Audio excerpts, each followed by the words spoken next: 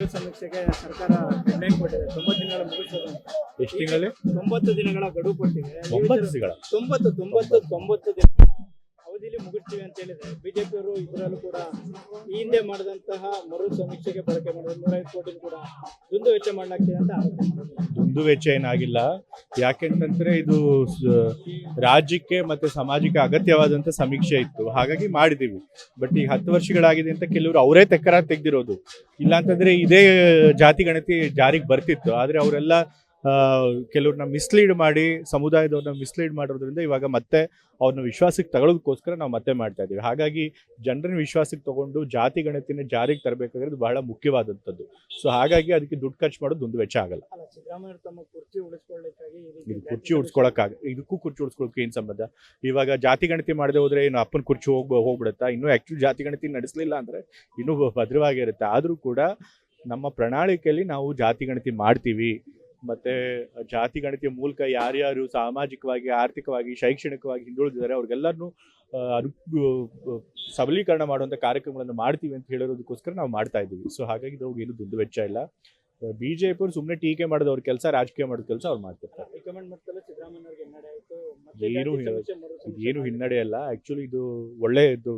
High command ಅಲ್ಲೂ ಕೂಡ ಚರ್ಚೆ ಆಗಿದೆ ಅಂತಂದ್ರೆ ನಮ್ಮ ಪಕ್ಷ ಈ ಜಾತಿ ಗಣತಿನ ಎಷ್ಟು ಗಂಭೀರವಾಗಿ ಪರಿಗಣಿಸಿದೆ ಅನ್ನೋದು ಗೊತ್ತಾಗುತ್ತೆ. ಹೈಕಮಾಂಡ್ ಅವರು ಕೂಡ ಜಾತಿ ಗಣತಿಯನ್ನು ಜಾರಿಗೆ ತರಬೇಕು ಮತ್ತು ಅದನ್ನ ಜಾರಿಗೆ ತರಬೇಕಾದ್ರೆ ಎಲ್ಲ ಸಮುದಾಯದವ್ರನ್ನು ಕೂಡ ಒಗ್ಗಟ್ಟಾಗಿ ತೆಗೆದುಕೊಳ್ಬೇಕು ಅಂತ ಉದ್ದೇಶದಿಂದ ಮರು ಸಮೀಕ್ಷೆ ಮಾಡಬೇಕು ಅಂತ ನಾವು ತೀರ್ಮಾನ ಮಾಡಿದ್ವಿ. ಸರ್ಕಾರದ ಮುಂದೆ ದೊಡ್ಡ ಸವಾಲು ಇರುವಂಥದ್ದು ಶಿಕ್ಷಕರ ಶಾಲೆಗಳ ಆರಂಭ ಆಗಿದೆ. ಶಿಕ್ಷಕರಿಗೂ ಹೇಗೆ ಈ ಒಂದು ಸಮೀಕ್ಷೆಯಲ್ಲಿ ಮತ್ತೆ ಭಾಗಿಯಾಗ್ತಾರೆ, ಹೇಗಾಗುತ್ತೆ? ಇಲ್ಲ, ಇವಾಗ ತೆಲಂಗಾಣದಲ್ಲೂ ಕೂಡ ಇದೇ ರೀತಿ 70 ದಿವಸದಲ್ಲಿ ಮುಗಿಸಿದ್ದಾರೆ. ಬಿಹಾರದಲ್ಲೂ ಕೂಡ ಒಂದು ಲಿಮಿಟೆಡ್ ಟೈಮಲ್ಲಿ ಹಾಕೊಂಡು ಮುಗಿಸಿದ್ದಾರೆ. ಸೊ ಇವಾಗೆಲ್ಲ ಸರ್ವೆ ಮಾಡೋದು ತುಂಬ ಕಷ್ಟ ಏನಲ್ಲ. ಇವಾಗೆಲ್ಲ ಮೊಬೈಲ್ ಆ್ಯಪ್ಗಳಿರ್ತವೆ, ಅದಕ್ಕೋಸ್ಕರ ಡೆಡಿಕೇಟೆಡ್ ಕಂಪ್ನಿಗಳಿರ್ತವೆ. ಸೊ ಅವ್ರನ್ನ ಕರೆಸಿ ಸರ್ಕಾರ ಯಾರ ಕೈಲಿ ಮಾಡಿಸಿದ್ರೆ ಪಾರದರ್ಶಕವಾಗಿ, ನ್ಯಾಯಯುತವಾಗಿ ಮತ್ತೆ ಬೇಗ ಮಾಡಕ್ಕೆ ಸಾಧ್ಯ ಅನ್ನೋದನ್ನ ತಿಳ್ಕೊಂಡು ಮಾಡ್ತಾರೆ. ಈ ಮುಖ್ಯಮಂತ್ರಿ ಉದ್ಯೋಗಕ್ಕೆ ಅಗ್ರಿಮೆಂಟ್ ಆಗಿದೆ ನವೆಂಬರ್ ತಿಂಗಳಿಗೆ ಹೇಳ್ತಾನೆ ಇದ್ದಾರೆ. ಅದು ಇವಾಗಿಂದ ಹೇಳ್ತಿದ್ದಾರೆ, ಸರ್ಕಾರ ಬಂದಾಗಿಂದನೂ ಹೇಳ್ತಿದ್ದಾರೆ. ಸೊ ಅವ್ರು ಹೇಳ್ತಾ ಇದ್ದಾರೆ ನವೆಂಬರ್ಗೆ ಬದಲಾವಣೆ ಅಂತ ಆ ಥರ ನಾ ಹೇಳಿದ್ನಲ್ಲ, ಸರ್ಕಾರ ಬಂದಾಗಿಂದನೂ ಹೇಳ್ತಿದ್ದಾರೆ.